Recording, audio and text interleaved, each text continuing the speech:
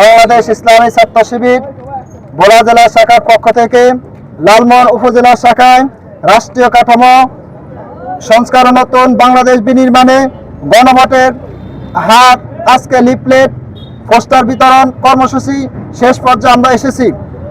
আপনারা জানেন বাংলাদেশে চতুর্থবারের মতো গণভোট 2026 অনুষ্ঠিত হতে যাচ্ছে। 12 তারিখ সারাদিন গণভোটে ভোট দিন। দেশের তত্ত্বাবধায়ক সরকার নির্বাচন কমিশন, সরকারি কর্ম কমিশন সরকার গঠনে দল বিরোধী একত্রে কাজ করবে, সরকারের উন্নয়নমূলক কাজ করবে। সরকারি দল ইচ্ছামতো সংবিধান পরিবর্তন করতে পারবে না। আপনারা জানেন যে সরকার রাষ্ট্রীয় ক্ষমতা আছে তার ইচ্ছামতো সংবিধান পরিবর্তন করে ফেলে।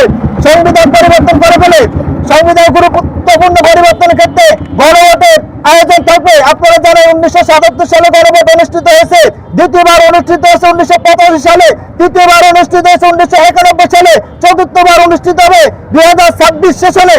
আপনারা সবাই গণভোটে ভোট দিয়ে রাষ্ট্রকে রক্ষা করুন।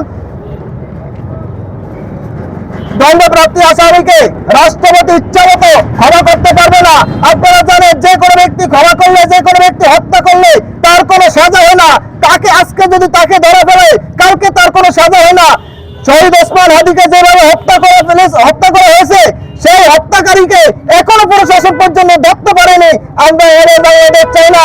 আমরা আগামী দিনে বাংলাদেশ কাঠামো সংস্কার পরিবর্তনে আজকে আমরা মূলত গণভোটের কর্মসূচি বাস্তবায়ন করে এসেছি।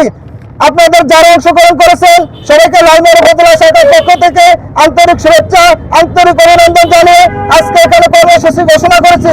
আজকে সবাইকে কর্মসূচিতে আসার জন্য সবাইকে আন্তরিক শুভেচ্ছা, অভিনন্দন। আমার নাম আব্দুল হালিম, বাংলাদেশ ইসলামী ছাত্র শিবির ভোলা জেলা শাখা শিবিরের সভাপতি।